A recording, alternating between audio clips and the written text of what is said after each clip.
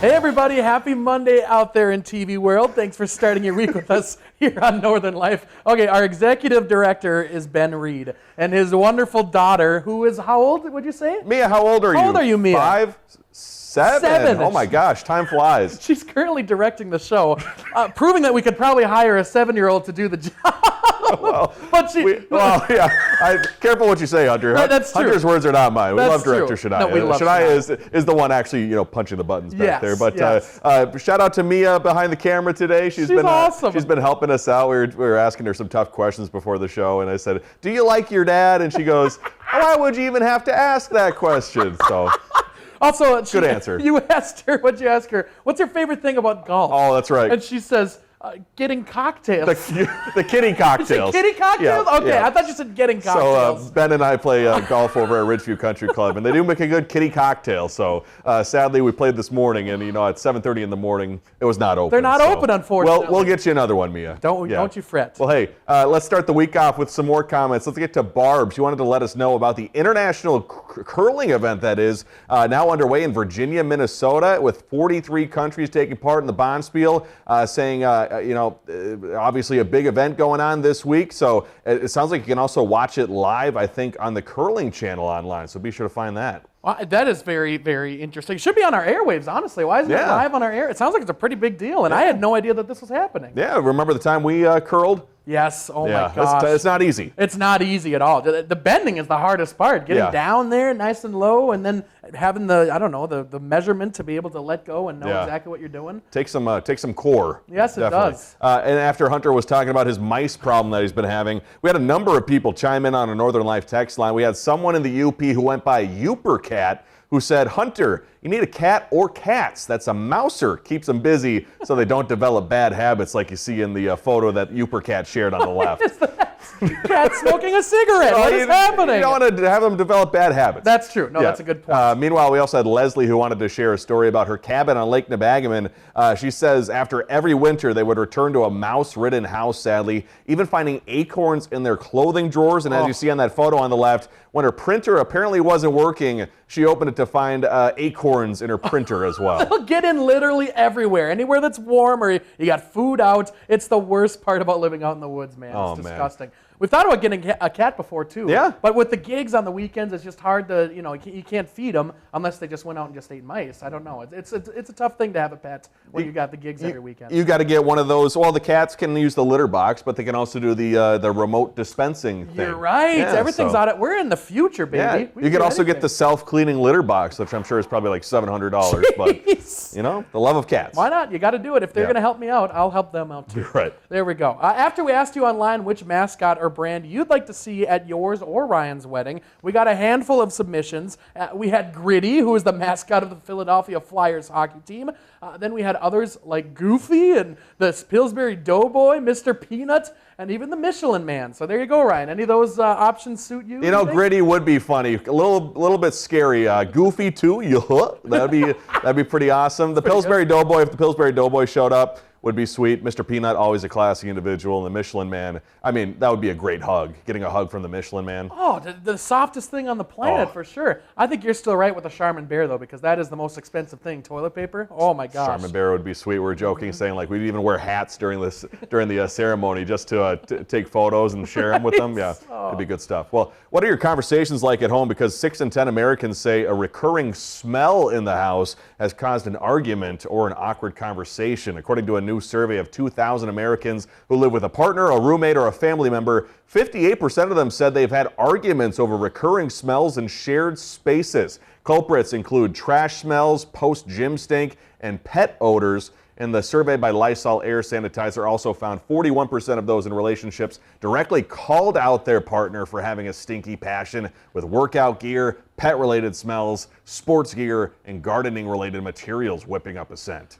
Me and Kayla haven't really had any smell-related arguments as far as I can tell. You and Mary, anything? My car smells like dirty socks, probably because there's probably 6 pairs of dirty socks in the back. Because when I go golfing, I usually wear my flip-flops to the course, put my socks on, put the golf shoes on, and then, do the reverse. So I throw the dirty socks in the back of the car. So fortunately, it's no longer hot, but on the hot days, it would smell pretty bad. In Oh, my I car. bet I can imagine Yeah. hot, stinky socks and this. Yeah, I'd be mad too if I was married. Yeah, she has it right. Overcooked eggs, also a bad smell in the kitchen. I hate that smell. Yeah. Dude, I'm just saying though, this is kind of weird, but when you smell yourself for BO or whatever, and you get that stink, it's like, oh, that's disgusting. But there's also a little sense of pride. Like, oh, I created that smell. That's pretty impressive, isn't What do it? they call that? They call that pheromones. Is that pheromones? Yeah, that's Where something. Yeah, yep. One of those words. Pretty impressive. Let's get to another fun survey. 3 in 10 American adults admit they are still afraid of the dark. Sure. Yeah, according to Avocado Green Mattress, 29% of them admitted they still have a fear of the dark, with men slightly more likely than women to have the fear. 24% sleep with a night light, and 1 in 10 also still sleep with a stuffed animal. That was conducted, obviously, by Avocado Green Mattress, like I just said. Wow. I included it twice. That's all right. Have Avocado Green Mattress at our wedding. You just want to double check, that's for Yeah. sure. Make sure everything's all good to go.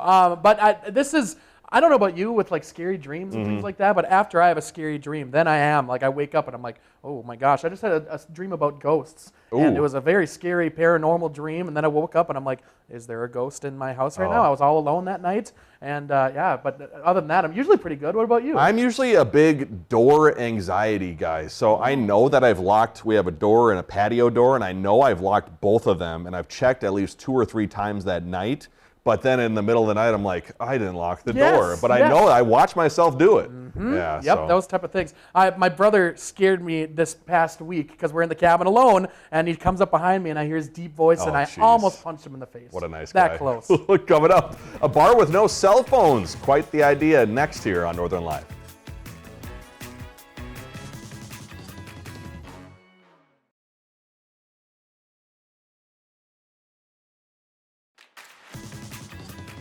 Welcome back, folks. AI is increasingly commonplace in our daily lives, especially for those filling out resumes on the job hunt. But already some employers out there say they're tired of job candidates who rely too much on AI. Michael George looks into the AI pushback.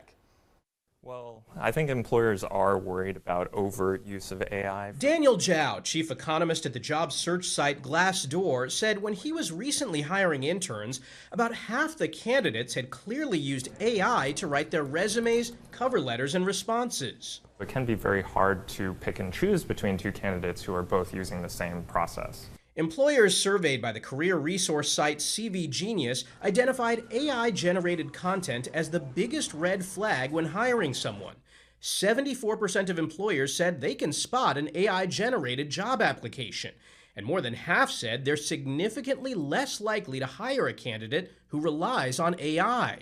I think this is a huge problem that a lot of job seekers don't think about. If everybody is using AI to edit their resume, edit their cover letter, then how do you actually stand out? Zhao says AI has moved some companies to place more value on the human touch. When employers see that something is written by that candidate and they know that it hasn't been written AI, they have more confidence that that's based on that candidate's skills and experiences. Doris Biggs is currently employed at an office in New York.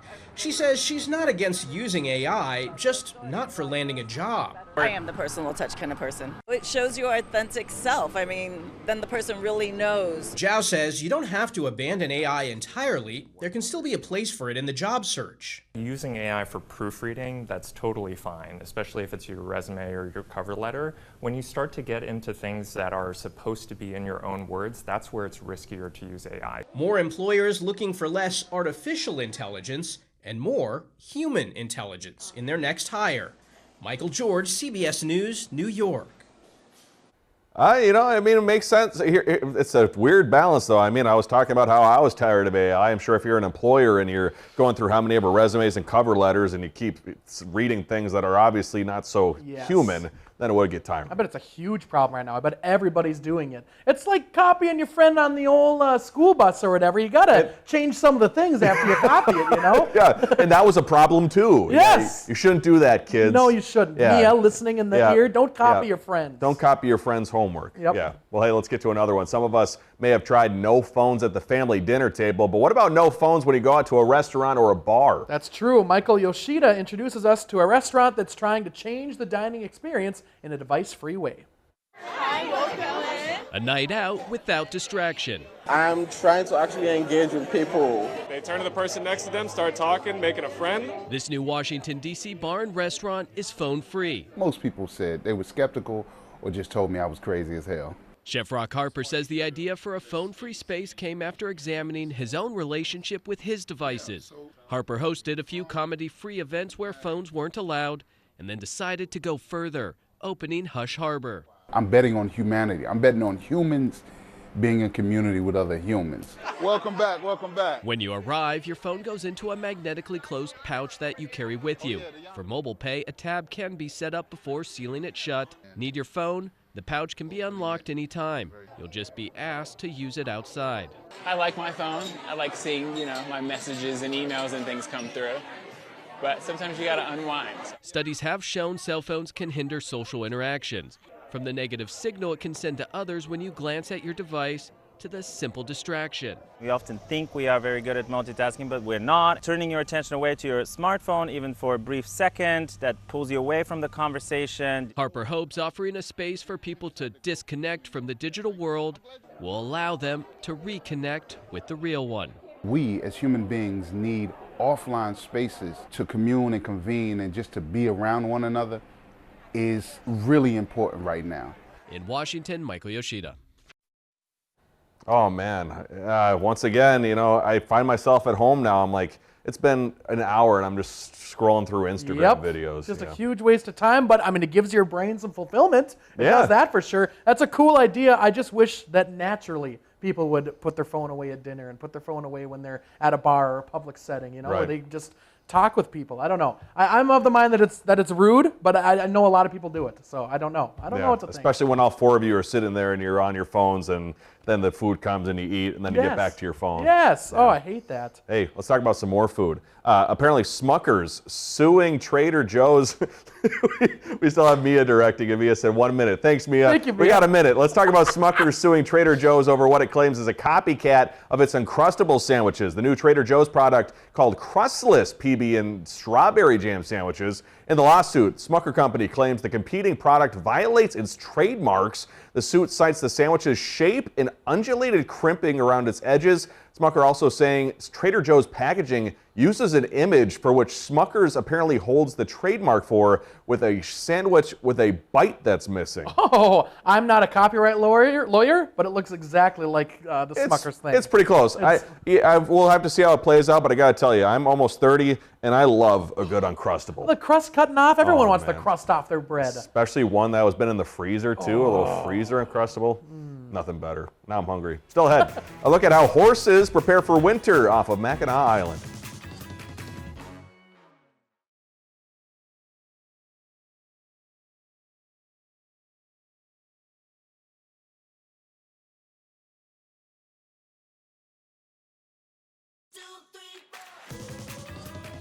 I love Shania directing us, but also having Mia in our ear. It's the cutest thing on the planet. I wish you guys could hear it because it's pretty awesome. So Mia's doing a great job. Yeah, Show's rocking and rolling now. She's getting a raise. Maybe some kind of labor laws are being violated. I don't know, but she's getting a raise. She's getting a kitty cocktail after the show. There we go. Yeah, yeah. It's perfect.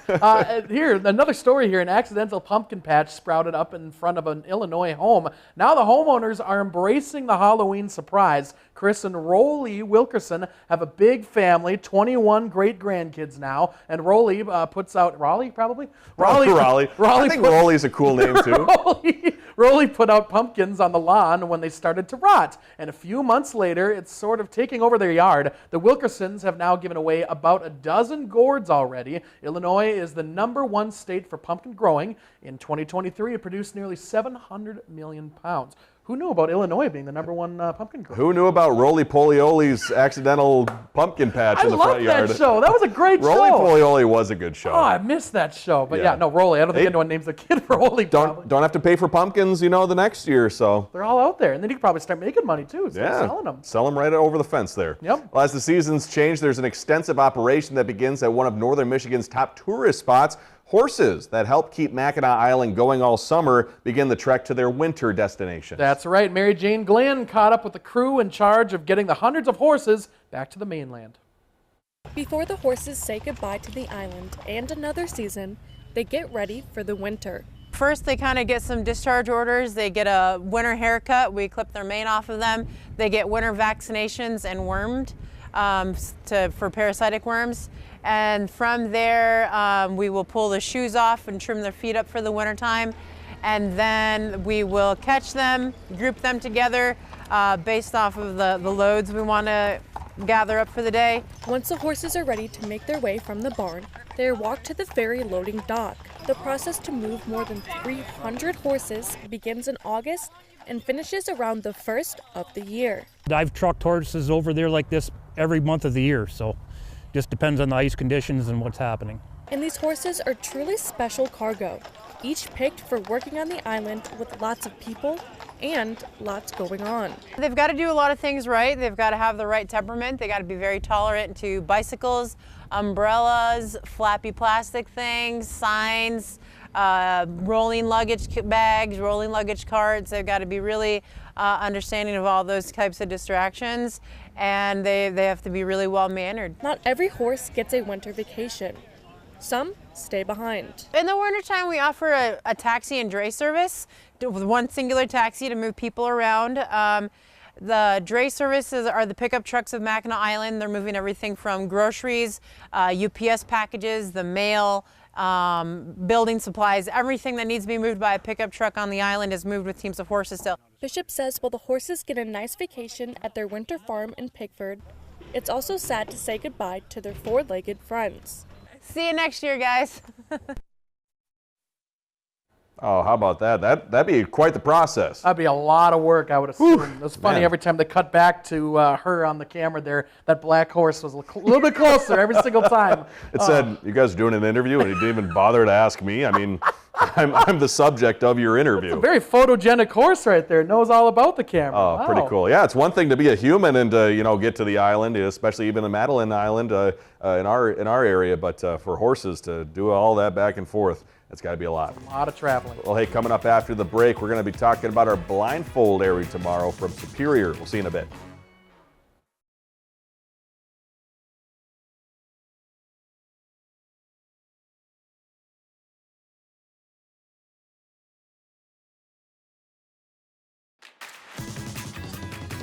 Back, folks. A fun blindfold for tomorrow. I'm taking Ryan here across the bridge to Superior. So after enjoying a full weekend of football, a lot to take in, of course, be sure to find us on Tuesday with a football-themed blindfold, playing with the Superior football team as well. You know what's so funny? I was talking to Director Shania about this. Like, we were on routes, we did some coverage, we threw the ball, and I felt like I was pretty athletic. I'm like, wow, I'm running pretty well. And I watch this back and I go, wow, if you put me side by side with an NFL player, I look like I've never played football in my life. So it's pretty embarrassing. Pretty Even throwing this ball, I'm like, oh, I probably look so cool. I'm like, ugh. Dude, I was watching you and I'm like, that's Justin Jefferson right there. Yeah. I'm like, he looks amazing. But no, I guess looking back at the tape, we are a little slower than Justin Jefferson. We're a little out of practice. Yes. Well, hey, before we go big or go home. Charmin. My friends at Charmin, that is. They're not paying me to say this. But they are going big with its latest release, what they're calling the Forever Roll. 1,700 sheet roll of toilet paper meant to last a month. 32 times larger than a standard one. It's available online and at Walmart, Target, and Amazon. Wow, your buddy Charmin, would you purchase that and use that? Give me all of them. I'll take all of them. We'll use it at the wedding. Are you a thicker ply or thinner ply kind of guy? 2 ply. I like the 1 ply. I like nice, hot take, I know. Double it up. Pretty crazy. All right, thank you for joining us. Have a great day. We love you. Find some time to throw a line or just head outside to unwind. That's the life in the great North Woods. Hike or bike, whatever you like. Get out in the day, enjoy the night. Yeah, we got the life in the great North Woods. Yeah, we got the life in the great North Woods. Yeah, this is Northern Life.